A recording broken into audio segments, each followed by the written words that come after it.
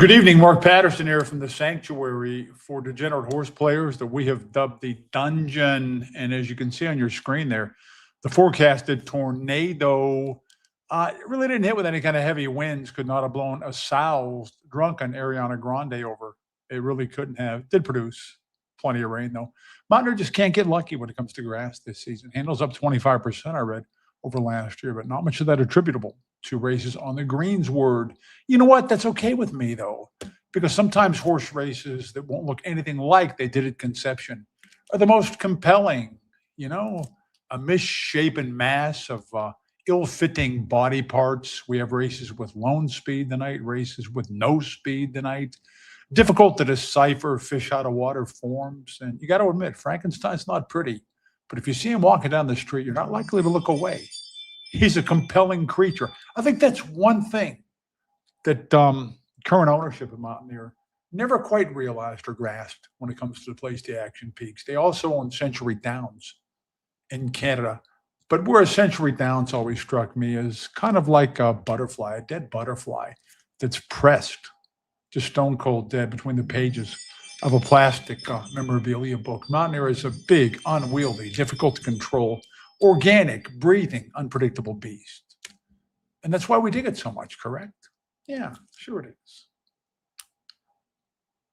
And I'm here to assist you in dissecting that beast tonight. Beast. Did any of that make sense? I like off-turf races. I got to admit that I do. Most players just gnash their teeth and whine to the high heavens when races come off the grass. I even sometimes, and this is a horrible thing to admit, because bigger fields are better. You can get more value and more to sink your teeth into as handicappers. But I don't mind a slow pitch once in a while. And you can see a lot of those when races are taken off the turf. And plus, the public, the wannabe wise guys, I should say, that dictate which horses get bet, sometimes shoot themselves in the foot when it comes to off-grass races and miss some obvious things. So we'll see if that's the case tonight. Frankenstein. The girl who wrote that was 17 years old. And I think wrote it like in a day and a half when she was at a retreat for fiction writers, great fiction writers at the time. And they had a contest to see who could come up with what. And I think it's pretty safe to say Mary Shelley took top prize with Frankenstein. Not just one of the greatest horror novels ever written, but one of the greatest novels ever written, Frankenstein. First race was supposed to be 5/8 on the turf. I assume the mountain main is sloppy. I didn't go over and check the page out yet. This is a starter $4,000 event, and we have got a field of 5 going to the post. And even though this is scratched down, you still got plenty of dirt talent in here. And there's several different running styles well represented in here. Cool Cat Mandu on the inside always gets the lead. It's very quick to the first call. Cool Cat Mandu doesn't run the same kind of numbers that he did last year, but he's back in form, is Cool Cat Mandu. Last time, similar race, and coughed it up in deep stretch there. Fought a little bit against More Love, who was back in here. We'll get to More Love in a minute. Cool Cat Mandu, I don't think is quite as good as a couple of other horses in here, at least not in his current form, Cool Cat Mandu. And the bad news for him is there's really no secondary speed. In other words, you don't have any other one-dimensional speeds in here, which you would think would benefit a horse like Cool Cat Mandu, except since he always gets the lead and usually clears, he's better off when he's got a host of fellow speeds signed on with him to provide obstacles for the normal stalkers and the deep closers to come around and come through and navigate just some traffic issues. That's not the case here. So whoever sits second to Cool Cat Mandu in the early stages, I think would have a whale of a chance to come up and grab him. Matiko would be one of those kind of horses. More Love would be another of those kind of horses. I think one of them is going to outfit the other and have the pride of position behind Cool Cat Mandu to get first crack at him.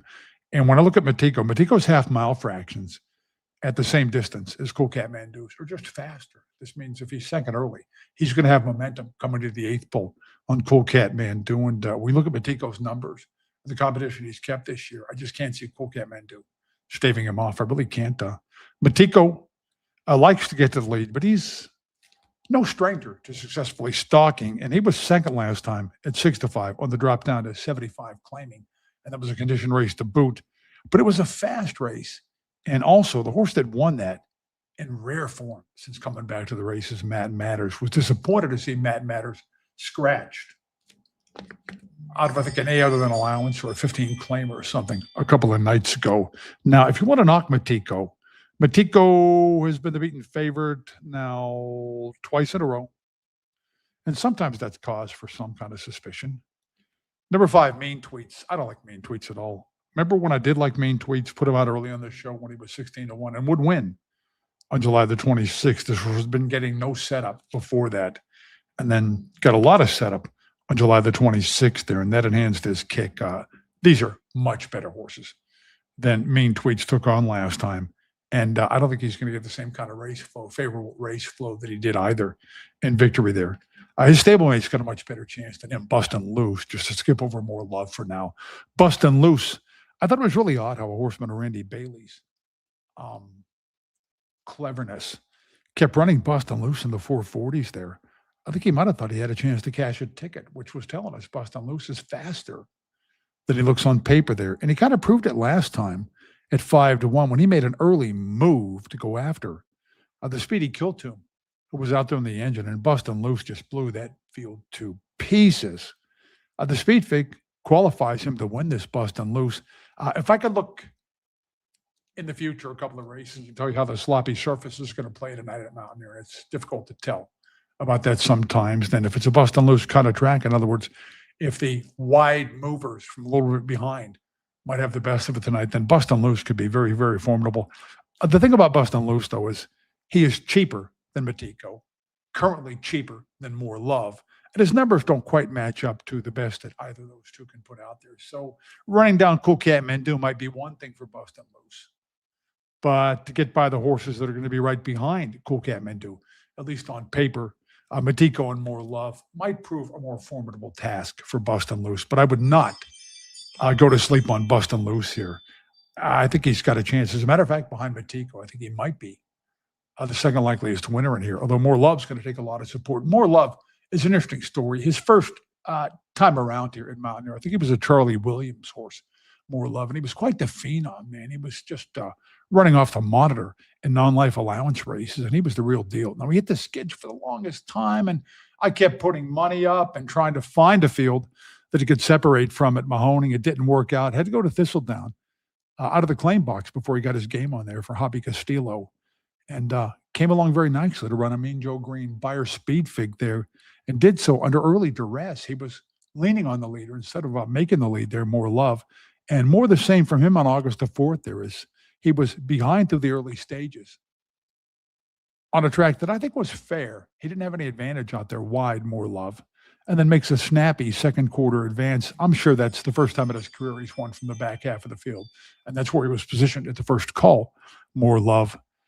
But if Matiko's able to outfoot him for second position here, and this thing is running 1-4 down the backstretch, I want to see More Love do that again, because More Love is a horse who's got brilliant top speed.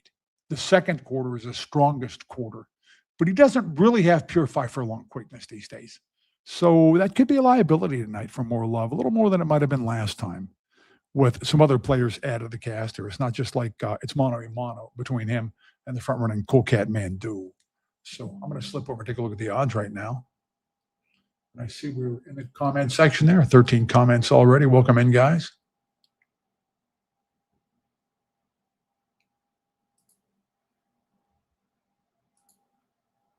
And it is 5 minutes to post, though, for the opener. And Matiko's the 2-1 favorite, co-favorite with More Love, and Cool Cat Mendu taking a lot of play as well. And you have distinctly different running styles on here. You got Cool Cat Mendu, who's one-dimensional and quick. You got Matiko, who would like to get the lead, but is comfortable sitting second or third as well. And then you got More Love, who's a speed horse in his heart of hearts, but is not that quick in a short sprint like this, but overcomes it with a pretty stout second quarter. Then Bustin' Loose on the outside, who's going to play the role of stretch runner here. So how long it takes him to get cranking and to move after those leaders, I think his fate might hinge on that Bustin' Loose. And you cannot hold the morning line against the maker when these races come off the grass, because the odds are drawn up for turf. So when it flips to dirt, it's obviously going to have a very different look. Second race tonight,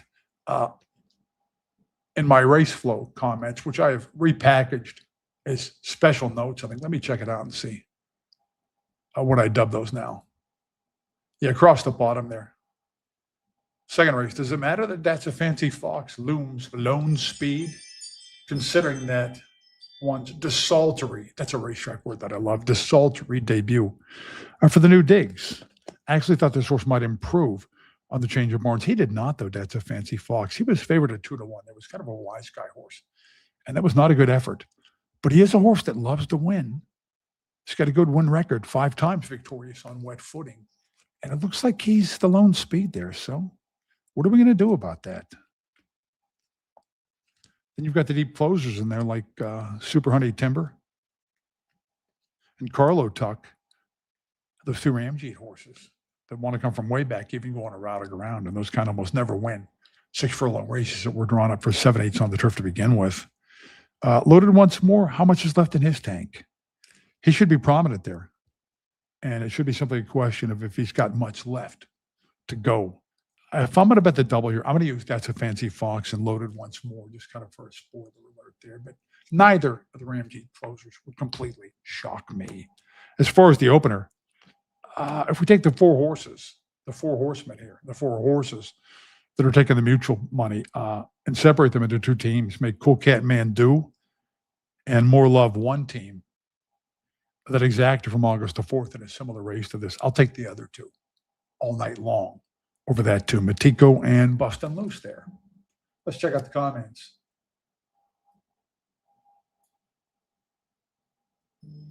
I have not watched the new Frankenstein on Netflix. My son watched it last fall when he was in California staying with my sister, whose husband with dementia is taking a turn for the worse. And sadly enough, it looks like he's going to be put into assisted living or maybe even a place for memory care. And my sissy's taking it pretty hard because she's been married to him for decades and decades and decades. But anyway, so Shane watched it out there with my sissy. And I can't get him to watch it again with me here. And it looks stylish. It looks different than some of the other takes on Frankenstein. Although they have niced the creature up, I think, in some of the modern iterations, because in the original novel, after he kills a little girl, he says, dead. I like dead. Welcome in, my man Lyrics, Norman Williams, Anthony, Tom, Andy. Good to see you guys, Mike, David, Diane. Good to dress the place up, a little feminine pulchritude there. Scott. And Jerry, my man Jerry. Anthony says, try the Snapple iced tea. It is delicious. I got to do that. Yeah, we'll definitely look into that. 36 hours is a long time to be in the dark. Somebody's electricity went out. Mine flickered off a couple of times today. And when I first moved in here, how many minutes do we have here? Am I talking right up until post time? It's got to be getting close, huh?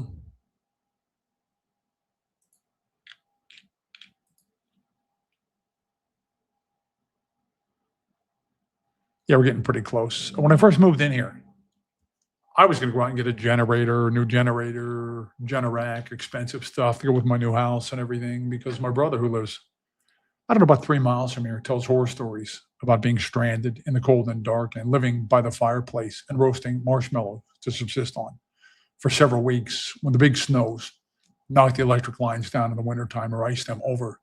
But my next door neighbor, who was former owner of Mountaineer Ted Arnault, his brother Patrick Arnault, who was head of construction at Mountaineer for a while when I worked down there, told us, no, don't worry about it. We've never had it go out here for more than like 30 minutes. So I'm thinking my brother's on a different grid across the street. So sure enough, it went off a couple of times today, but came right back on.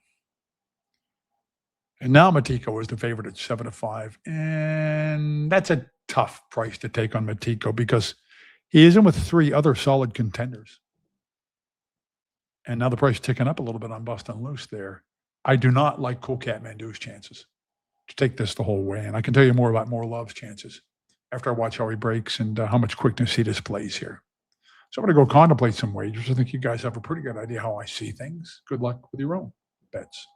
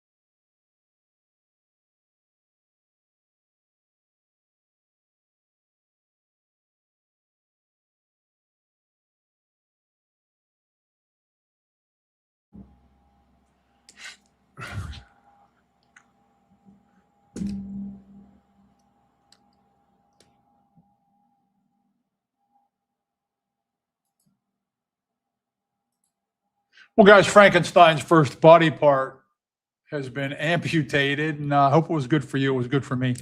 I took daily doubles, as I told you guys I was probably going to do, and I bet Matiko and Boston Loose in the first, the 1 and the 10 in race number 2. I'm not a cinch or anything like that. I've got good equity, though, with my 7 and 2 shot because I didn't prorate my amounts on those doubles. So I gave those 2 horses a fairly even Steven chance to win, and I bet the same amount, $25 doubles on each of the 4 combinations that I played. And Boston Loose, you could see he had the momentum early and was a bad moon rising for his field there because he's the strongest finisher in that field and was all over him last time with that same turn move that was in evidence again tonight.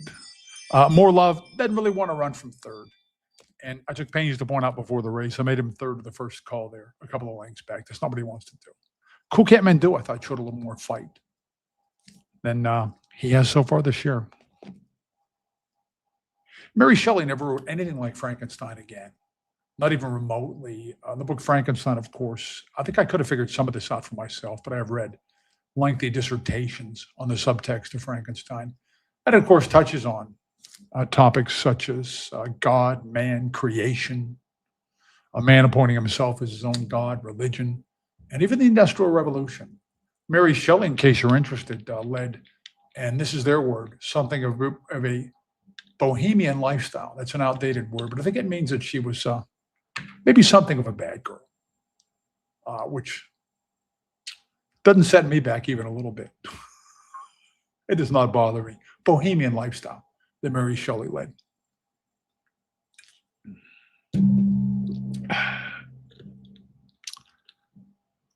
Luckily, she set aside her bohemian ways long enough to write the greatest horror novel ever. Second race was supposed to be, I got to be careful. I get myself in trouble here, which I guess there is no trouble since it's my channel, as long as I don't slander anybody, get too profane, and I can say whatever I want, correct? 6 furlongs for the second race. This was supposed to be 7/8 on the turf open. Fillies and Mares for the $5,000 tag here. And That's a Fancy Fox on the inside. It's a question, I think, for this race. That's a Fancy Fox. Likes a wet track a lot. Knows how to win. I always consider That's a Fancy Fox what I call an industrial strength speed horse. Doesn't always get the lead. But when she does, ooh, baby, you got a fight on your hands. When That's a Fancy Fox flipped over from Urieta to Tomas Martinez, I'm kind of a Tomas Martinez fan. But I've touted you guys on him so many times this year. If you've been following me, then you've lost money on the Tomas Martinez horses because he's been dead in the water pretty much this year. 2 for 32. Now he aims to bust in long shots. Just a couple of long shots a year can cover his whole nut. Tomas Martinez. And That's a Fancy Fox. I ran a disappointing race last time, but I did not foresee anybody cranking it up 22-2 to go with the big gal. In here, boy, you can't find me anybody with a search warrant to go out there and pressure That's a Fancy Fox. So in a weird way, it might be her race to lose. That's a Fancy Fox, but her most recent is a big black mark. Now, the rail was not good on August the 5th, and That's a Fancy Fox was a little too close to the Badlands down. And there is the winner who took all kinds of support, circled out around them from the 9 post. So that was against That's a Fancy Fox, but I really can't give much excuse there because of the path, because honestly, who was second? Just to get a little deeper into the weeds on this horse's most recent race, honestly saved ground. And by far the worst part of the track was even mired down more than That's a Fancy Fox. And then you've got the two-turn horses, Super Honey Timber and Carla Tuck. These horses both show 6 furlong wins on their page, so they're not completely ill-equipped to win at 6 furlongs. Now, they were both way back last time and came flying at the end of the respective route races. Carlo Tuck was in a fairly fast race by dirt standards, but it did set up for somebody to come from behind because the pace was contested. And the winner came from a little bit behind, I think was Carefully Rash and 6-7 lengths behind the lead. So they were playing her song up front. I didn't know she had that kind of a kick going along, Carlo Tuck. I really did not. So she shortens up here to 6 furlongs, and percentages say that's not what you're looking for. A come-off route type in a 7H race that gets taken off the turf. I'm not sure though. I am not at all sure that she is even as good on grass as she is on dirt, Carla Tuck. No, I'm sorry. That's Super Honey Timber. I was going to say that about. So we'll go down to the other closer, the other Ramjeet closer who ran a route last time and comes closing second. And this is the one that, despite the 2 times second from 3 turf tries, I think she might be better on dirt. So I'm going to give her a little extra credit for that performance. Last time on the grass, July the 26th, and the time before she just rolled them. But how much does it really mean when you roll right through Romantic Jewel, who hasn't won a race literally in like 5 freaking years? That's the horse who's got like 4 wins from 300 starts and has been second 170 times and just never wins. No chance she will ever win a race, Romantic Jewel. So, got to take the competition into account here when it comes to Super Honey Timber. But Honey did win by a big margin there, going 6 furlongs, and the first race was won from behind. Somewhat behind, at least a little bit behind. Not a stone cold kick there, but it might be encouraging for a Super Honey Timber and a Carlo Tuck that the first race was won from next to last through the early stages there. Yeah, and out around horses. Worldly Beauty here. She's confusing to me, Worldly Beauty. She wins on grass, and it was kind of a gimme because it was a great setup for somebody to close. Is New Age Bad Girl is a good grasser. She was scratched out of here. But the Bad Girl, I think, got topped there or forced to run really hard. That was her first race back off the bench. So it was kind of up in the air for somebody who got a good ride and that was in the mood to kick a little bit. Her dirt races, some of them I like, others I don't like too much. Worldly Beauty. I think at the end of the day, to coin a new phrase, she might be in the same boat as some others here and maybe drops too far back to be effective. Though I wouldn't bet any big money against her winning. Some kind of pretty, it just does not look like a factor there on paper, especially with that 1-for-17 record when it's wet. Wild Looker, this is my man Mike Jimenez. Used to be the proprietor on her, and I think some of his old horses are missing. Mike, who's a really good horseman. Wild Looker travels so ugly. If you ever watched her run, you would never bet her, no matter what kind of form she was in or how soft the competition. Also, I think she's better on synthetics. Her numbers and her earnings are certainly better on the fake footing. Loaded once more, and now we come to her. And sometimes you need a crystal ball to figure out how much is left in the tank when a horse like Loaded once more is just not themselves. Not at all. She's deteriorated. So if we read between the lines a little bit and just dig down deep on some of these performances, she was second at Prescott, chasing the pace all the way. And that was a much better field than this as recently as May the 25th. And she comes here and loses by 18. So at this point, all bets are off. I can't give her a whole lot of credit for running fourth in a speed-loaded race there, an incredibly speed-loaded race on August 3rd, just by maintaining one even clip from well off the pace. She almost had to hit the board there. So we really don't know much about her, except she likes a wet track. She was a champion winning mare at Mahoning a couple of seasons back when Jay Bird had his breakthrough year and first took the training trophy there. Loaded once more. She also knows her way around the mountain main. And one thing I do like about her here is I see the last couple of times she took a significant drop on her form. She did win and come through with victory. And also, she should be close to the pace here, Loaded once more, because on paper, she's got to be in front of these stone cold route horses and closers and just about everybody in here besides That's a Fancy Fox, she should be in front of. So that should be some kind of an entree for her to run well here. Is I see Worldly Beauty. The other Jay Bird horse is 2-5. That's got to be Cleveland money, right? For Nestor Rivera, who brings good horses up from Gulfstream and wins allowances with them in Ohio. I've seen him do it before. Worldly Beauty, kind of an underachiever in that regard. The last time she was on dirt, she was second to a better horse than these Red, White, and Tacos. But Red, White, and Tacos, she's knocked out too and was not herself even for that win. It was kind of a walkover on a soft lead, and Worldly Beauty never really raised a glove to defend herself there. So I don't get all the money pouring in on Worldly Beauty. Maybe they know something that we don't. I guess it's possible. But comes off a poor performance on turf and had a great setup in her previous on grass. So she's tough to read. And one of those unwieldy, mismatched body parts on the Knight's Frankenstein of a card that I alluded to. So I got to root for my daily doubles. I got That's a Fancy Fox going, and I have Loaded once more going.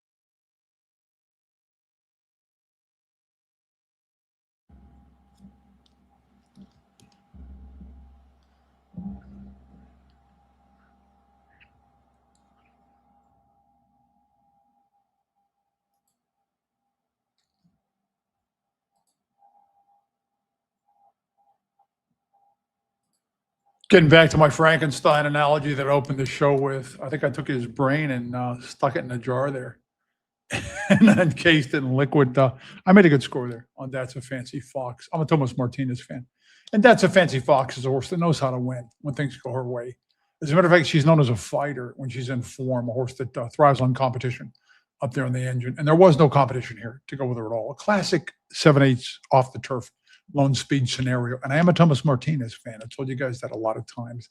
I do not be surprised that Loaded Once More, 3-5, 2-5, 1-5, doesn't matter. Was not going to get by That's a Fancy Fox. 'Cause if you look at these two horses' histories, even when Loaded Once More was the goods at Mahoney, winningest mare of the meet a couple of seasons back, she was versatile. She could run 5, 5.5, or 6, but really out of the big girl 6 furlong distance, was not a passer of opponents, was sting in her stretch run.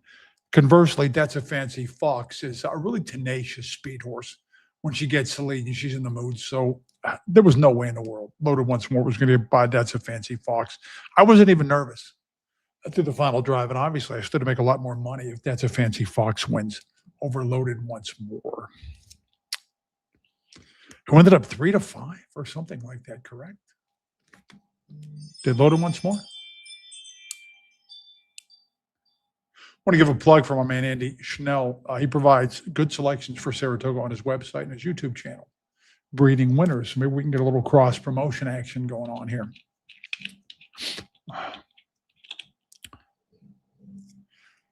Somebody said in the comments, I think my man Anthony, that he's enjoying a bourbon right now. You know what? I really can't have a celebratory beverage because I'm going to make an admission. I don't feel good tonight. I don't feel like myself. As a matter of fact, I had Little Bear take my wife to work as an RN about 2 hours ago because I need to rest up and just gather some energy to do this show because I don't know if I have a bug or I'm coming down with something, but I do not feel good compared to the discomfort I was in a few times when I did the Mountaineers simulcast show, though. This is a day at the proverbial beach. I remember one time when I had kidney stones zapped, and the doctor said to me, Dr. Luton, who's really good in the surgery room, and he told me, he said, you got so many kidney stones. They are huge and they are many. Do you want me to actually try and get all these with one zap? Lithotripsy. I said, yeah, doc, go for it. Big mistake. Came in to do the show. About 4 hours later, oh man, I was in tears between takes. I was literally crying, man. Not a good memory. So this is nothing compared to that. I can write a book on my health foibles when I worked at Mountaineer. Legionnaire's disease, baby. Oh yeah. Oh yeah. I had the legendary Legionnaires and might be one of the few living humans to have contracted that and COVID, correct? Third race, and this is another intriguing event, which is another misshapen Frankenstein body part cobbled together to make something of a compelling, at least the kind of card you can't take your eyes off. 1 mile on turf to begin with, make it 1 mile on dirt, a mixed condition. Never forward 2 in 2026, 15,000 claiming here for this race. And everybody in here wants to run from behind, in most cases, well behind. So who's going to step out and set the pace? Whoever gets the lead here is a late type in their own right, and they could literally get away with bloody murder out there, like Arabian Clip 26. I could see 26 and change for the first call here. So should we dwell on who's going to get the lead here, or just have a look at these forms in turn? Let's just start by taking it from the top. Okay, guys? And we got time because it's 6 minutes to post. On the inside, Brown Liquor Man was a resounding winner in fairly fast speed fig time on April the 26th, and then comes back and had no chance in that starter allowance. He was overbet at 5-1 because that was a good field, and it was an only lead situation with Magoo, who shipped in and looked like something good to eat. Magoo. I love Magoo, and I think I got like 5-2 or 7-2 on him. Brown Liquor Man, at this point, he's in good form, and he's got a good turf history. Something, and I love this horse. At 7-1 on June 21st. Did not like that performance at all. Comes back, tanks. So it doesn't exactly look to me like this wagon train is still headed west. I think maybe they took a detour to the Donner Pass, the infamous Donner Pass you guys are familiar with, where they cannibalized their fellow travelers. Rose's Pepino, a fascinating history. Rose's Pepino was a non-life horse when claimed from Jennifer Johnson and went over to Bob Inman and won some races, became a good stone cold closer, and went to Mahoney and asserted some class, I think, to win a 3 other than allowance. Optional, did Rose's Pepino, and this horse's late move was something to behold back then. I think Mike Papada had his finger in the pie at some point there on Rose's Pepino. So Rose's Pepino, obviously, is going to be better with some help, and there is no help in here. And Roses is a good bet to be dead last early and way behind that forecasted 26 or even 27 first quarter. Rose's Pepino. Rose's Pepino did not have any help on July the 7th. I thought it was a good performance, I thought, to a now horse who's a strong speed and got away with soft fractions and alone. Front running trip out there. So that race is better than looked from Rose's Pepino. I don't know if Rose really wants to run a mile and a half. Not all, in fact, not many sustained types.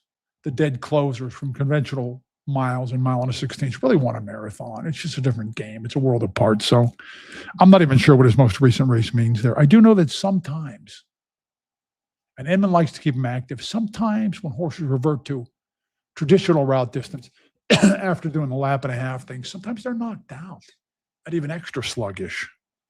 And Rose's Pepino is even money here. If you put a gun to my head and ask me to predict who's going to get the lead here, I'm thinking it might be either Brown Liquor Man or number 6, If I Were You. If I Were You is challenged at first call, has been a length and a half back at first call, and might have an advantage here in terms of tactical speed because they're going to be crawling early here, I think. Now, If I Were You is only a 3-time winner who was claimed last time for $4,000 and steps up multiple levels. But this is an unusual situation here because it's off turf to begin with, and there's no speed at all in here. And I really couldn't class any of the foes up on a current class basis anywhere near $15,000. So I would not be too worried about the multiple level class race here. In fact, it might be encouraging that Steve Scallon likes If I Were You enough to do that. And I wonder if he was hoping this race would come off turf because the horse was over 8 on grass to begin with. This might have been the plan with number 6, If I Were You. If I Were You, wins at Presque Isle and then comes back in the next one. And Krug is cheap, but Krug is indomitable when he gets the lead on his kind of soft fractions. And that was the case there for Krug on July the 28th. So nobody was going to get near him late. So that's another effort from a late mover behind a lone leader that's better than looked. If I Were You, and I could see If I Were You very close to the pace here, if not outright in front. So we'll be putting the dunce cap on some of these jocks after the race who are going to adhere to the horse's normal running styles. I'll look at the form, take a cursory glance and say, okay, my horse likes to run from 12 back. That's what I'm going to do tonight. Wrong, wrong, wrong. Dope the whole race out, kids, and see what an unusual flow this figures to proceed at. On the outside, you got Wind Giant. Wind Giant had the dreaded voided claim and then is dropped. Again, they're dead set on losing this horse. They're accommodated at the box, so he gets claimed and then sidelined for many months, comes back and wins, but didn't beat a thing. That's straight up non-winners in 12 months for $4,000. Wind Giant. And then last time, that was a 27-1 shot that I liked. If you guys remember the Sense of Wonder race, they were all bunched up at the finish, not the sign of a fast race. It was not a fast race. And I just have not seen nearly enough from this horse's 2 outings here to make him a contender tonight. And he's 3-1 up there, Wind Giant.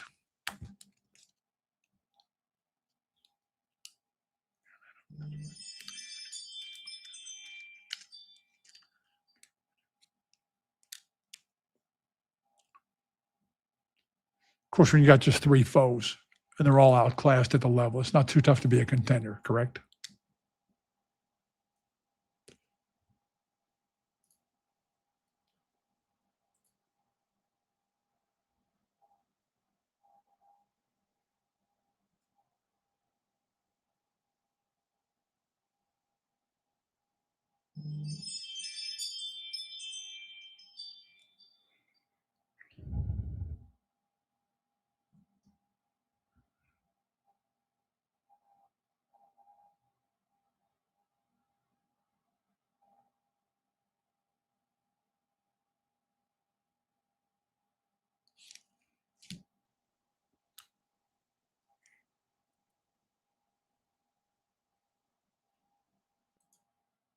My man Scott queries, can the one win here? Yeah, absolutely. The one could win this. Brown Liquor Man. I would forecast, though, if Brown Liquor Man is to emerge victorious here, it would be at least partially due to a heads up ride, a bit of a reversal of form, I think it would take, but also a heads up ride to utilize the one post and recognize just how sluggish this field is. As Rosas Pepino was 4-5.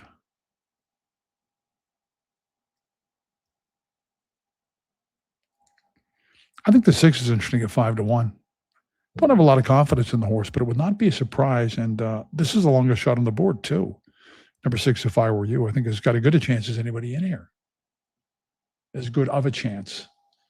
Got to be grammatically correct, or at least attempt to. If you guys heard me when I'm not on air, my grammar, my language. I even have a slight stutter when I'm not doing television. Something about the camera smooths out my tongue.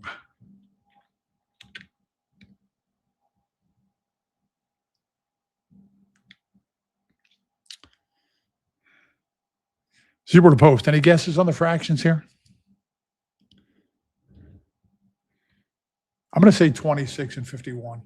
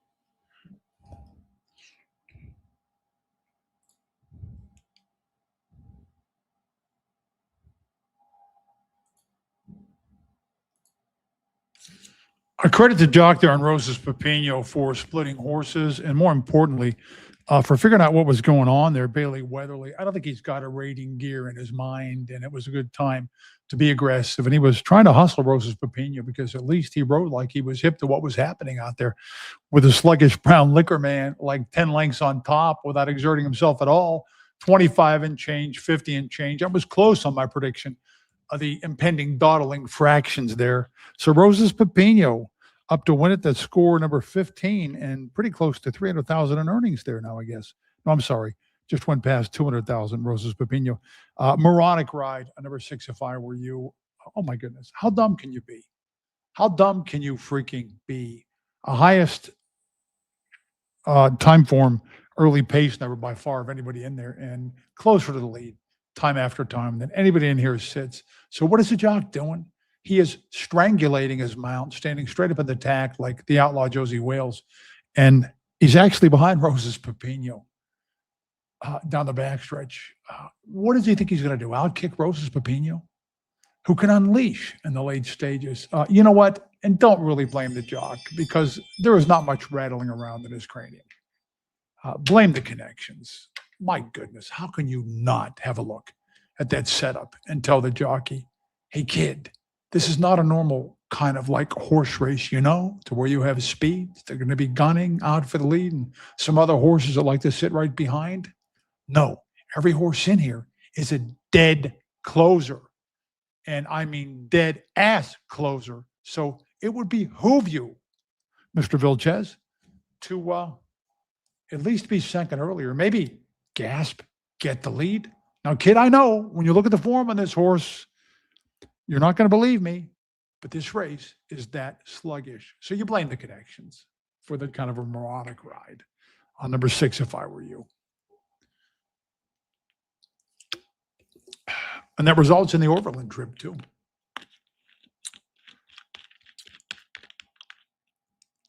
I didn't bet the race, and I'm still mad about the ride.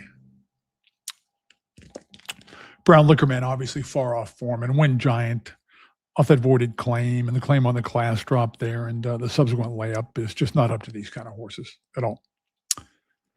Fourth race, yet another one that was drawn up to be 7/8 on the turf. Make it 6.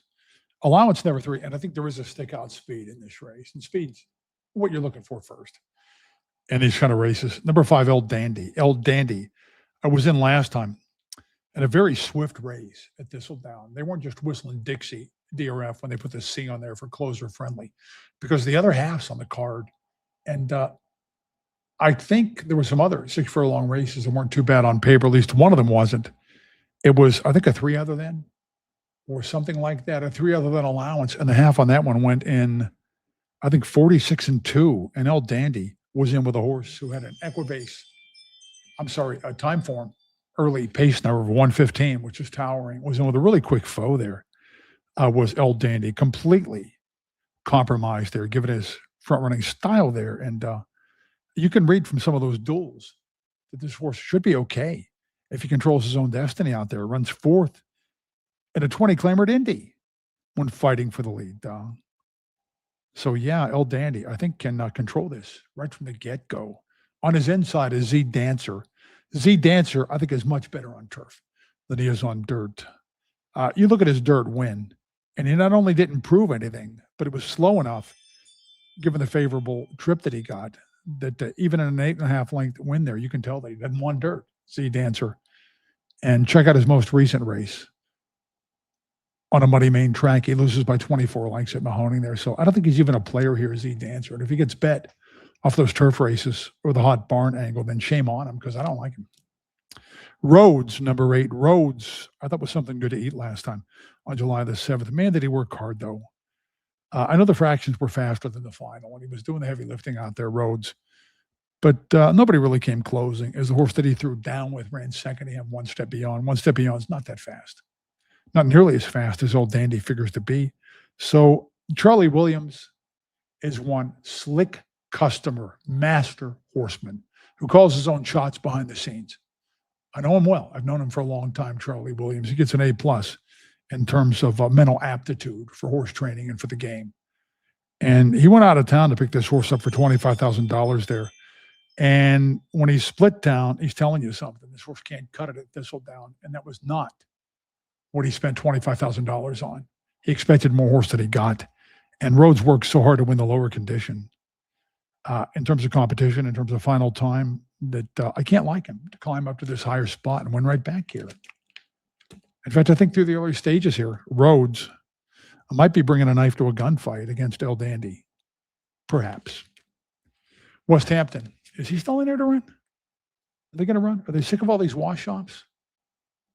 Are they going to go ahead and run on dirt with West Hampton? It was unplaced, 4 dirt tries. Not even close, I don't think. He's going to run and he's 9-2. 9-2 on West Hampton. In an off-turf race. The last time he ran on dirt, it was slop. Just like tonight, it was Mountaineer. It was a claimer. He lost by 28 lengths. Who in the world is making this horse 5-1? West Hampton. Does this money realize what footing this race is going to proceed on? You're going to be kidding me.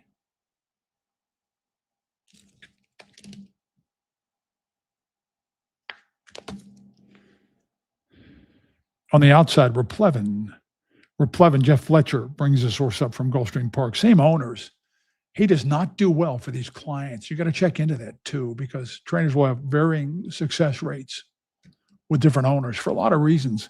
And he's something like 2 for 19 for these owners. You're going to lose your shirt if you bet on these Golden Colonel Racing Stable horses.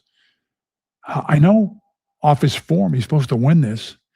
And this guy can handle turf or synthetics, which is more dirt adjacent synthetics.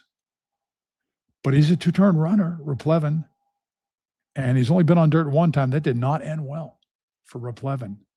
But you run into this quandary sometimes. I think that was his career debut. And sometimes the horse will be unveiled on dirt and run way up the track.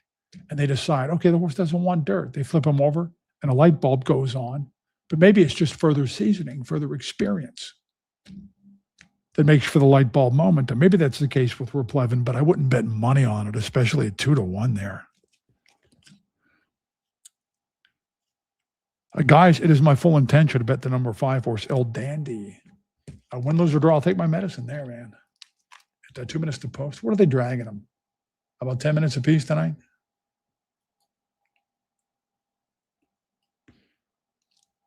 And looking forward a little bit here.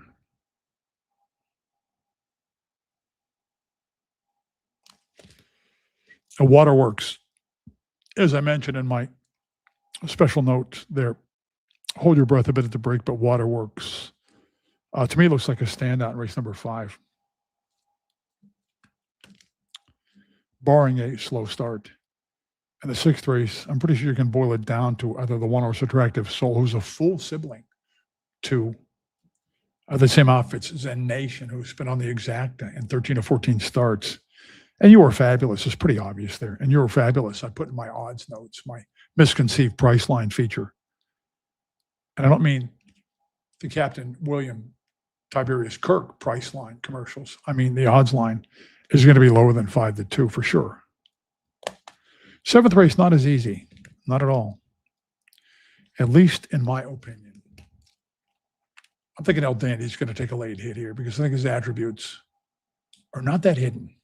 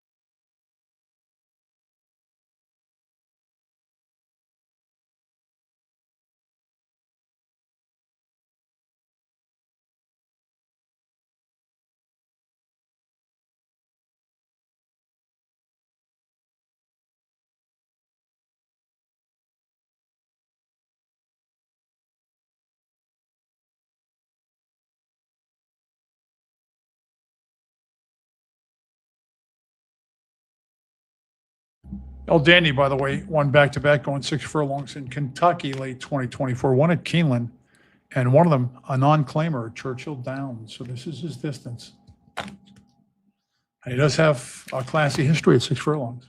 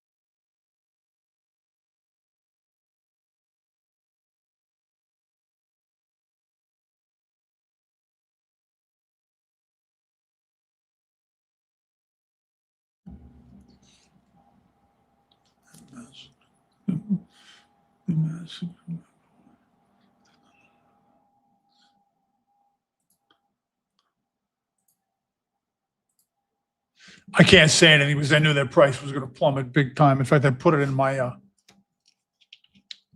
odds feature there. That it was going to be a lot shorter. Let me check it out here. I forgot that banner, guys.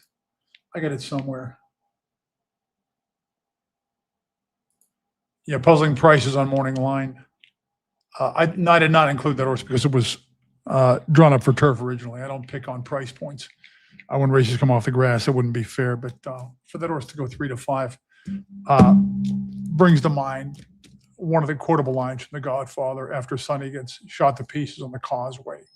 Don Corleone is called from his sick bed. He's convalescing after taking like 11 bullets, strangely enough, that never killed him.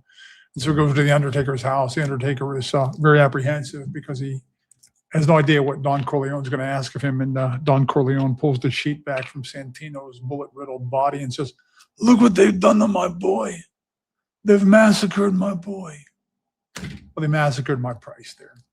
3 to 5. Knowledge, research does not do you one whit of good unless you've got an edge on the betting public, on the otherwise guys, unless you spot something they don't or interpret something a little different than they do. Then the race is dead to you, even if you're darn tootin' sure who's going to win it, which I was in that case. But none of it was buried that deeply on El Dandy. It was all accessible there to the pros. And so the price went predictably south.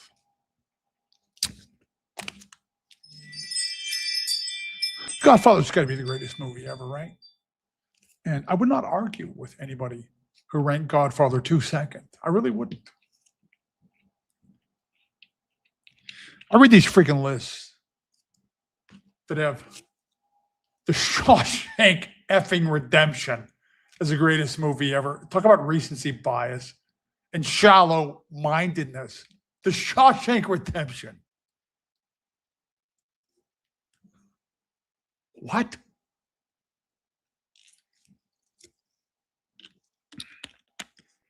And now we come to the ratings handicap race, guys. This is also an option to be claimed if your ratings number exceeds the parameters. I think it's between 120 and 140 in this case. You can still run, except only to be claimed. Nobody in here has to go to be claimed because they're all 140 or lower. The 2 horses with the highest numbers, and I'll put them up there.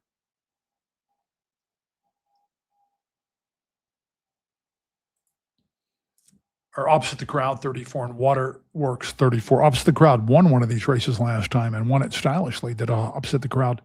Got a good trip though, well within striking distance, sitting outside the pace. You know, the one post here. And the rail looks fine to me, but the one post could be problematic because Opposite the Crowd doesn't really have a lot of early speed. Has some tactical speed, but is going to have to hope for some kind of a trip and figures to take some kickback down in there. Opposite the Crowd, 7 to 5 last time.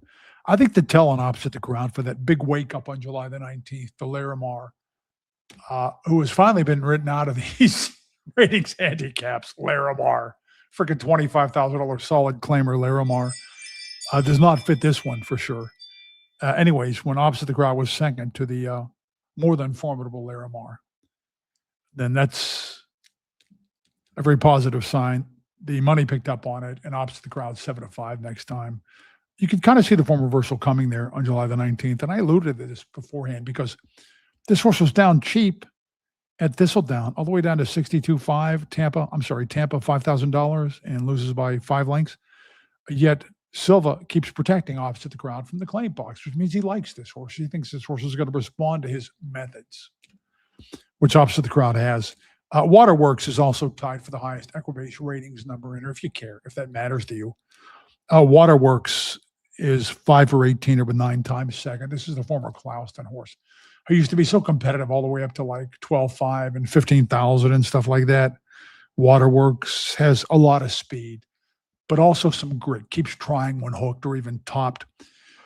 Here's a little nuance though when it comes to Waterworks. Waterworks, I thought on June the 9th ran just off the charts, because that race had some speed in it. And look at the swift fractions, and Waterworks is right out there doing the hard work and then stays well clear of that field. It was a lesser bunch than this. I will give you that. but it's just the fractions, the way Waterwork went about her business there. The thing stands her above this field. Now, most recently, you will see this a lot.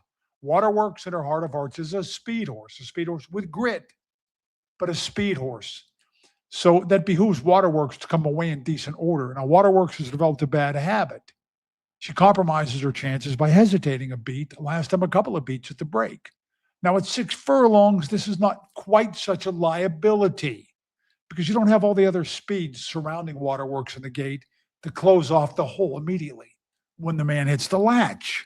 So a horse like Waterworks is a bad bet to display speed at 5.5. But as the swiftest horse in here to the early calls, maybe not a bad bet to go out there and get the lead tonight. If I could watch the break with some kind of a crystal ball or a Ouija board, which I don't touch, I don't go near those things. I just don't because they're bad news. I know more about Waterworks, but I can tell you this much.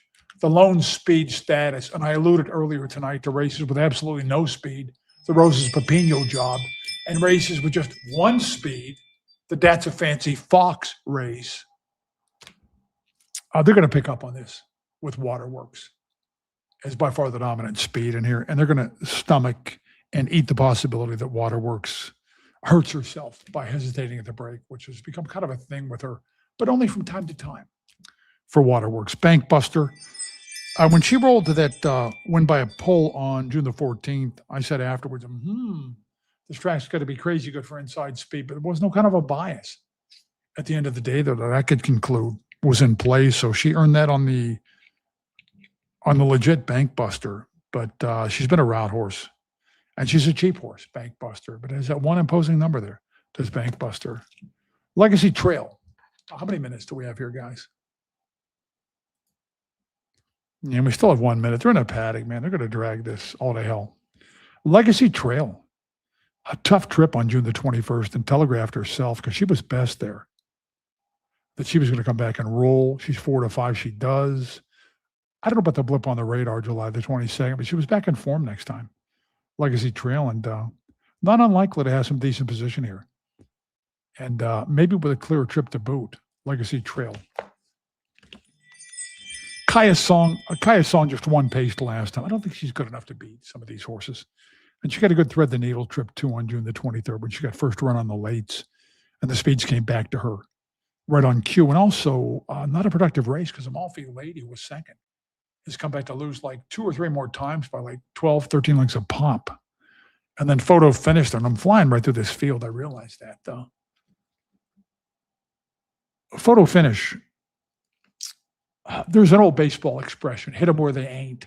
Photo finish does her best running in the field's weak points. In other words, Photo finish, the win last September goes to the front and a paceless soft turf route race. So she kind of hit them where they weren't there. And then on July the 21st, there was all kinds of quitting speed in that race. There had to be a meltdown. And the track was better out wide, and Photo finish had so many things going for her. So again, she hit them where they weren't. Photo finish. So I don't think she's even as good as those 2 narrow margins wins look. And each time it was by mere inches for Photo finish there. So I'm not a big fan of hers at 3-1 here. I'm really not. Photo finish. On the outside at 8-1 is the Shoe Lady. The Shoe Lady knows how to win. Had this ostentatious win record at one point, but it's kind of been ugly up since. Some of her mountaineer races are better than they look. Silver Candace wired her, and she comes flying late on an extreme speed bias. And the next time, Miss Fussy Pants gets the lead, and she's really strong, even from off the pace. When Miss Fussy Pants gets the lead, you're not going to close on her. So the Shoe Lady was in good form at the time. It does look to me like some of that good form has gone south. And she has lost a bit of her mojo. Nor does she seem to like wet footing at all, huh?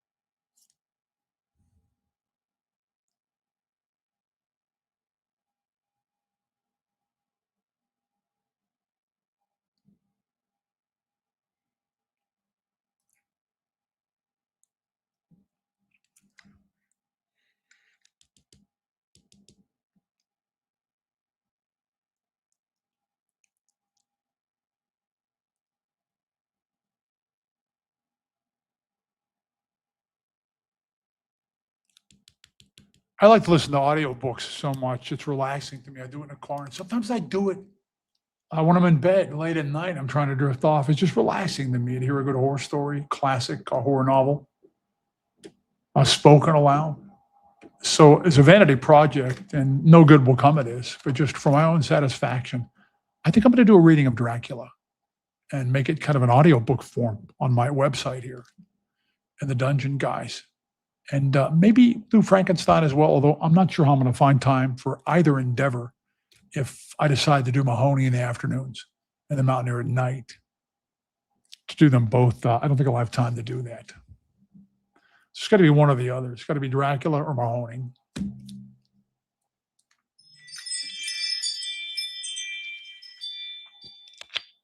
I am not sure this price is going to do an El Dandy. The Waterworks closing price point and plummet 3 to 5, but Waterworks will continue to be heavily supported. That's for sure. 2-1 right now. Bet your money, Waterworks goes favored or opposite the crowd.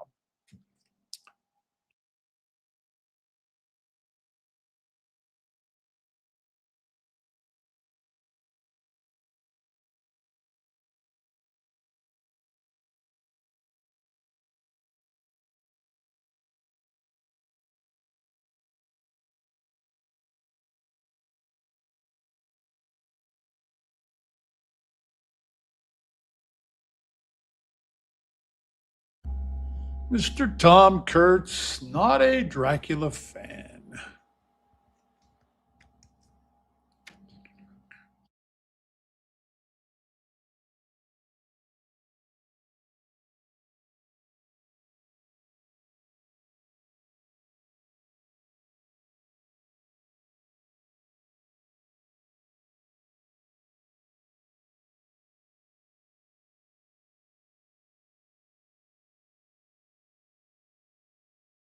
Thanks for the heads up lyrics.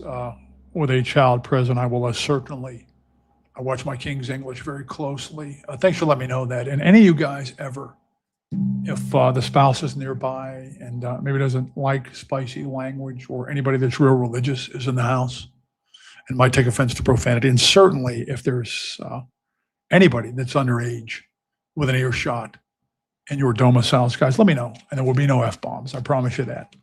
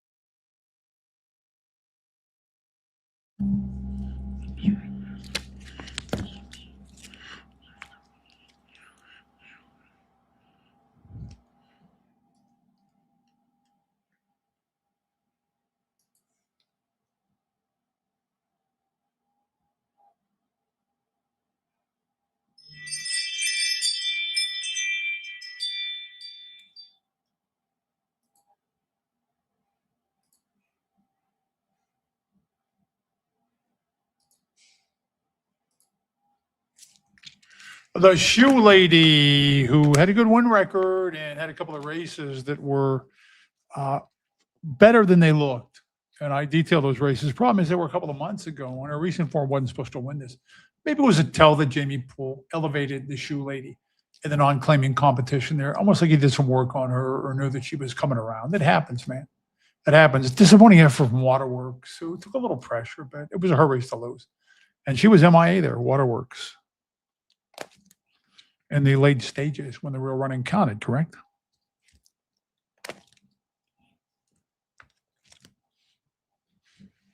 Told you guys photo finish was way overrated. 5.5, sixth race. Does Jaybird have a win yet tonight? No, huh? I don't think he does, correct? He's going to have the prohibitive favorite here. You Are Fabulous. Maiden 15. We're going 5.5 furlongs for fillies and mares. And you see this a lot. You Were Famous, disqualified from purse money. Bad test is what that means. And then before the Wheels of Justice spun and gave the condition back to You Were Fabulous. They ran against winners one time. And I guess it was a come down in the speed fig department it was. And they liked her better than the fourth place finish that she provided. And now she's been away from the races for, I don't know, almost a month and a half there. I don't know if that's negative or not. It could be. I will tell you this. I've seen horses that Jaybird goes down as part owner on with Burnsworth that were with Kevin Joy at Charlestown. It seems that those horses sometimes run poorly at really short prices, but I'm really straining to make a case against You Were Fabulous here because, and I listed this horse in my misconceived price points thing, puzzling morning line prices. I cherry picked You Were Fabulous, and You Were Fabulous is definitely going to be lower than 5 to 2. I could see 2 to 5 here, really, seriously.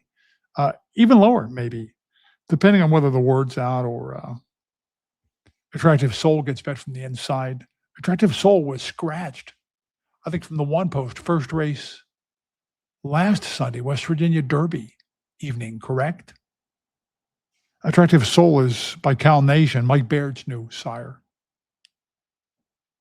And out of Sole Purpose, and is a full sibling to Zen Nation, who was, I think, 7 for 14 and 13 for 14 exacta-wise. So the pedigree's there for Attractive Soul. And Jamie Poole will get him cranked up to win. First time out. At Attractive Soul, I wonder what the price is here on Attractive Soul, which is the only horse I could see with maybe the potential to beat You Are Fabulous. Potential that we can't see yet. Savvy Savannah, second time out, might improve, but I'm not that big on the Lynn Cutno horses that are owned by Harold Fullerton, the Montana breds. I'm just not. Comes in for a claiming price too, so they weren't too thrilled with her debut. Christina of Milan. Christina of Milan, sometimes this happens where you see a horse get hustled. The trainer gets hustled into a race that sees the horse out class. Christina of Milan is taking her cuts in the batter's box in $4,000 claimers time after time after time have been found wanting. So you wonder how a horse like this pops up in a maiden special weight race. The racing office probably called Melinda Sanders. And the way you sell that is you say, okay, we'll give you a 6-horse field. And horsemen think largely in numbers. They want to run against as little in the way of competition in terms of field size as possible. And you constantly broker those bargains in the racing office. I'd be yelling out to my crew when they're hustling a race. I'd go out and mark on the rundown board which races we needed a horse in. And then we get calls and I tell them, you can tell them 7 only in this 5th race in the book, or I will draw it with no more than 8, or I will draw it with 6 only in times of dire need of warm bodies at the entry box. You're constantly brokering those deals. And I would bet my money that she was hustled into the race and somebody promised her just 5 opponents in that case. And then what happens is the horse jumps up and catches a 3rd. So all of a sudden the connections are high on the horse. And they think if we're going to run third, which she loves to do, then why not do it with a bigger purse on the line? Kelly the Ripper. You know, my son is kind of an authority on Jack the Ripper. He used to read all kinds of history before he got into religion, deeply into religion. And he is just a mental master of all things religion and all things faith.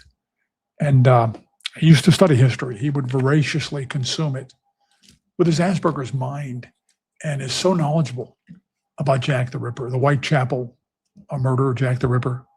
And so one time, do I have time to tell this story? Yeah, I don't know if I do or not. So one time we were out at dinner and I'm asking the waitress, I'm playing quiz the waitress and trying to teach Shane some game with the ladies as if I ever had any. And I said, what are you doing? She said, I'm going to college. I'm a history major. So at this point, I know I have a ringer at the table. She's going for a master's in history. And I know my man can just swallow her whole like a minnow in terms of historical knowledge. So I said, what are you studying right now? She said, Jack the Ripper. I said, well, who do you think the Ripper was? And she says, well, I don't know. I haven't thought about it a lot. I said, but you're studying Jack the Ripper, right? For your master's in history? I said to Shane, I said, Little Bear, who was the Ripper? And it's just not known or confirmed who the Ripper was. It's one of the greatest mysteries in history. So just without batting an eye, my man doesn't even change expression. In this monotone, he spits out a name and starts explaining exactly why this guy was actually the Ripper. So she's standing there and she's not sure whether to give him a hug or run from the table. My man just punked her. This chick was going after a master's in history on the topic of Jack the Ripper. He even rated the top 3 candidates like in order of what their chances are that they were actually the Ripper. I think the royal theory is nonsense, that it was a royal doctor. I think it was that guy who was a butcher because he had some knowledge of anatomy and cutting things up with his cleaver. I think somebody confessed to being the Ripper, somebody that moved to America years later. Although I think Shane's theory on the real Ripper is the guy who ended up dying in a mental institution, bereft of his faculties and unable to even confess. Juan Vasquez is 1 for 18 with first-time starters, kids. So stick that in your pipe and smoke it. Maybe his overall hotness overrides that specific category, but I doubt it. He's got 2 firsters in here, and neither one is bred all that fashionably. Bonita Cat, I think Bonita Cat's average offspring, most of the offspring there, I want to go 2 turns and run from behind. That does not bespeak precocity. And Hyro, boy, that dam just had a hideous form. Evan come home on the outside. Somebody better check the tattoo and see if this thing is even a thoroughbred. They've been trying to get this one in on turf, but not tonight. Entered for dirt on purpose. 3-5 on You Are Fabulous. Wouldn't be surprised to see 1, 2, 10 here.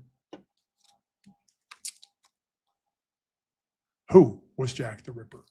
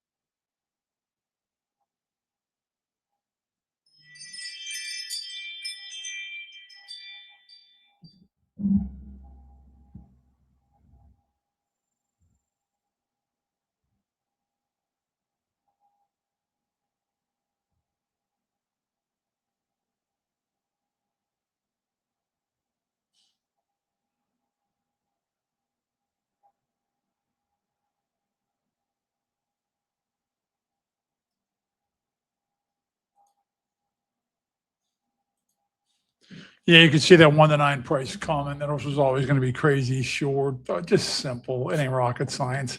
Already won maiden, bigger purse, better track, in an unclaiming race. Had to take it away in a bad pass. Sometimes those horses never do come back to win clean and sober. But how could you not win against this field? The only possibility that that horse was going to lose was if Attractive Soul, who had the pedigree to win early and often, popped up first time out of the box. When Attractive Soul moves backward there. Those aren't even thoroughbreds that are behind You Were Fabulous. Keep that in mind when You Were Fabulous runs back there, guys. Better check lip tattoos on some of the others because, again, I'm not even sure they're bona fide thoroughbreds. Christina Milan, the $4,000 loser, now runs up there and gets second and a $15,000 claimer. So since they class raised Christina Milan, Mama's got a brand new bag, huh? And bring those checks in. But if You Were Fabulous runs back, I'm going to remember that Christina Milan was even on the same screen as You Were Fabulous and take away points for that. Believe me.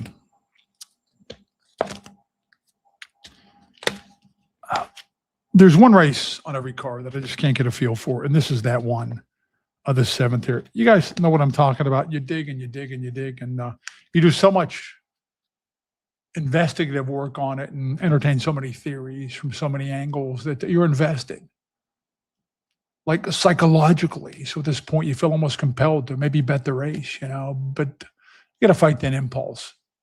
You really do if you want to be a winning horse player, just because you're intellectually invested.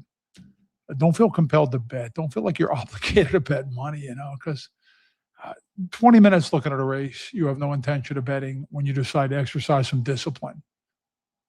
It's 20 minutes well spent, believe me. Let's begin to break it down.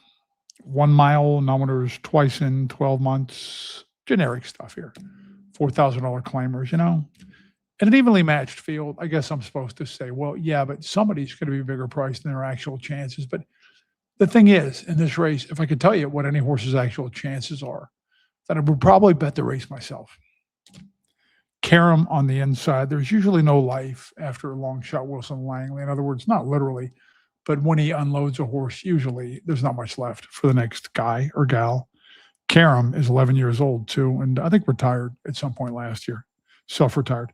Coach Campbell, the 2. Coach Campbell in good form from Belterra.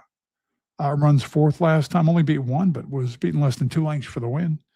The win was on top at a modest clip there, July the 7th. I don't see this race playing out quite like that. They could go at a reasonable pace by 2 and 12-month standards, but this horse can be rated too, Coach Campbell, and Parker's on board to do that. The wet track record's not so hot. And this outfit, you got to look up what these barns have done before when they come to town, which tells you so much. And they're 1 for 4, which doesn't tell you a whole lot, except that was at a really short price like 2 or 3 years ago. And their other starts were out of the money at fairly short odds. So I'm not sure this barn's necessarily a plus, given their limited history at Mountaineer. Mr. Hoover, I keep trying to find a way to make this horse a contender start after start after start. Well, he sometimes shows speed at a route. Then again, he sometimes closes. That's his history at Charlestown back in the Civil War era. So I am done belaboring that, guys. To me, he's a non-contender on my pay no attention list. North Warden, first time out since November, fought after being dispossessed of his early lead there. So next time he pulls in a race with no other speed, and I liked him a lot, and man, did he flop. I know what Boldness has gone on to do. I get that. But look what North Warden has gone on to do, and it ain't much. I think he is a speed supplier here for about 2 or 3 furlongs, and I'm not sure I see more than that from him. And Arroyo likes to sit chilly anyways. And this barn, by the way, is holding 2 of the major pace cards in this race. North Warden, to some slight extent, and my 2 Aunt Jones, who's definitely a player win-wise here. My two-hand Jones, 11 wins, and used to win by big margins in Cleveland and fight for the lead and pull away and stuff like that. This horse has a heart and the right attitude. My two-hand Jones chased a better horse than these last time in Krug. My two-hand Jones can run from just behind the pace and keep trying, but you're better off if my two-hand Jones manages to get the lead here. I don't see anybody else in here who's real quick that's going to be hell-bent for early command. So if this horse is your leader at first call, then this is probably the one you would have wanted your money on. I will say this, though. My two-hand Jones does run from a barn that's doing pretty well, even lately. So that's a factor. That's a plus point. But on the flip side of that, you see these horses all the time that completely lose their mojo from overactivity. They need a rest. So they get a brief freshening here. My two-hand Jones gets the freshening. They're not machines. Sometimes they run 3 or 4 good ones, 5, 6 good ones, and then inevitably that machine's going to wind down again, and they need another rest. I don't know if we're at that point with my two-hand Jones. I really don't. My two-hand Jones is probably going to be second favorite here to Coach Campbell, right? They look similar, except my two-hand Jones might have more early speed. And is also a multiple winner on wet tracks, whereas Coach Campbell is 0 for 4 when it's wet. Can't pay the toll on the outside. This horse has been generic and bottom conditioned specialist for so long that every time he ages a year on January the 1st, I think, okay, he's just a fringe player maybe for a piece of it sometimes. This horse was along the inside when the inside was dead on July the 22nd, keeps fighting and is coming again at the wire. And the next time is mano a mano for the lead, which is a tough trip, an arduous journey. And that's from a tough post there, was number 9. Had 8 to his inside there. So in his current form, you got to contend him. Make him a contender, I think. Can't pay the toll. Just so generic here. Number 5, Curlin's In Charge, gives you a different look. Curlin's In Charge is 1 for 1 over the Mountain Main by a lofty margin. So there's appeal in that against this bland field that lacks in personality. Curlin's In Charge then comes back at 1.5 miles. I'm not sure what that was about. Didn't want to go 1.5 miles. Can't fault him for that. Roses Pepino won the night out of that same 1.5 mile race. I don't know if that means much because that was an unusual race that Roses Pepino won earlier. I don't know what got into Juan Poplar to run this guy 1.5 miles last time Curlin's In Charge. Some of the numbers on the form would probably win this, and Curlin's In Charge was maybe overmatched in a lot of those races in Texas and at Oaklawn. But I'll tell you this, the horses win, not quite as stupendous as it might appear at first look, because I don't know how they got the race with Speed Friendly, because the favorite there, Wings of God, who was third, was dueled right into the ground by some kind of a long shot. And they opened like 7 or 8 lengths on the field. A suicide packed speed duel out there and really set it up for the horse that was in the perfect seat. Curlin's In Charge. Could get a good trip here too, though. Curlin's In Charge. And might be the horse with the future that's headed for the best season at Mountaineer too. I don't know.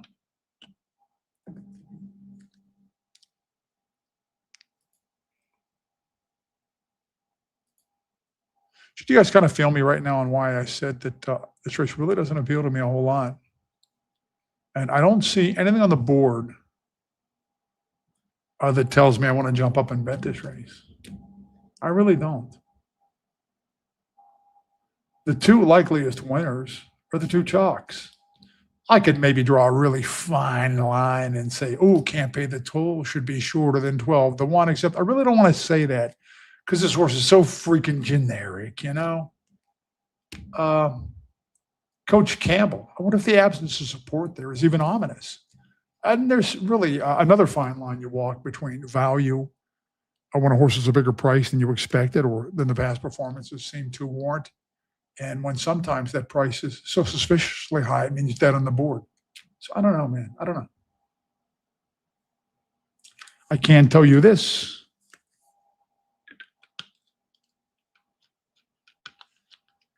What would Yoda say? Bet on this race, not will I. Trust me, my Dracula is better.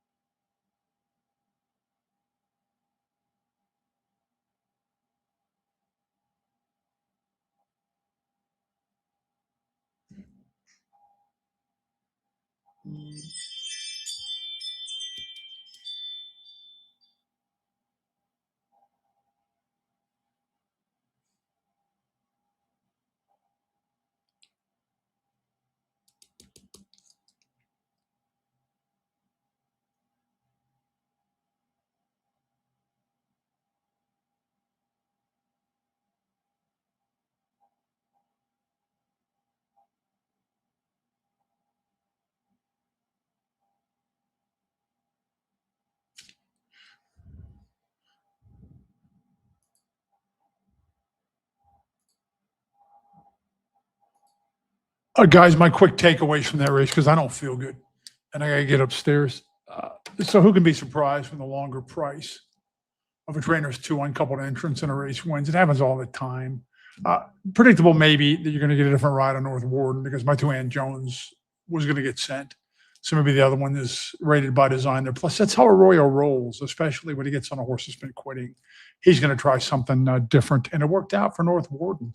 I also think that the track might be, over the course of this card, getting a little better out wide like that, buffered well out from the inside. I like the no call. I did not think it was DQ worthy, and even if it was an infraction, it probably was a mild infraction. It did not cost anybody a placing, so I'm down with a no call. I'm cool with that, guys. And those are my takeaways. You know what's interesting to me is my two-hand Jones does show up and fire again, but not a fiery horse necessarily. By speedball standards, just kind of goes out there at a reasonable clip, but never hurries, if you get my drift, with my two-hand Jones. It's kind of like my two-hand Jones doesn't attack at any point in the race, but gets attacked, is vulnerable to attack at that one even speed horse clip. It ain't sexy as first Mr. Hoover takes his best shot at my two-hand Jones, and then North Warden, lower turn. So my two-hand Jones is kind of like an animal that just strolls through the jungle and doesn't slow down, doesn't dawdle, doesn't want to be attacked, but doesn't hurry enough to not attract attack either. First gets it from the tiger, then the lion, and then the mongoose.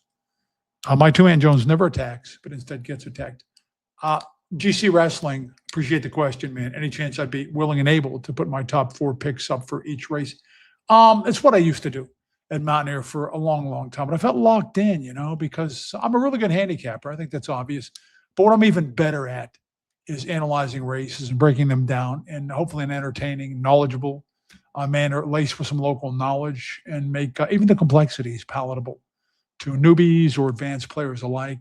My real strong suit is racing analysis. And what I do here that differs just a little bit from what I did on the Mountaineer feed is this is almost like we're doing it together. We're going over the races together, and I'm giving you just kind of a peek into my thought processes because I'm betting in real time here, which I couldn't do when I worked at Mountaineer. So that's inevitably going to come down to spur of the moment value on how the track is playing. And right now, and I'm not saying I never will, and I appreciate the question, no disrespect. Right now, I'm not going to do it, but I have considered it moving forward to put my top 4 picks up there. But right now, for the reasons I just stated, it's not how I roll. It's not my forte.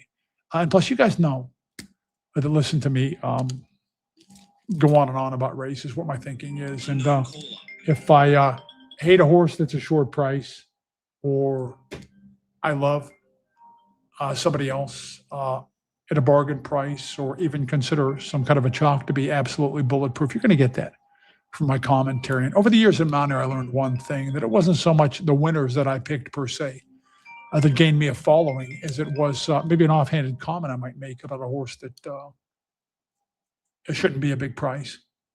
and then the horse won, even though I didn't endorse the horse per se to win as my top selection. So appreciate the question. I hope my response made some sense. Guys, I do not feel good. Had to kind of struggle to get through this. So my intention right now is I'm hungry and I'm going to have to go upstairs and get a little bit of food and maybe sit back in a comfortable recliner and pop the TV on as some kind of low key entertainment. Maybe even listen to my man Little Bear lecture me about various religions around the world and not have much of a response for him. So appreciate you guys showing up here in the dungeon, and you're always welcome. And again, you guys aren't my viewers. You're not my fans. You're my friends. So I will catch you tomorrow. No chance of grass, by the way. I like to come up about 15 minutes to post, so I'll be here if you will. Mark Patterson out.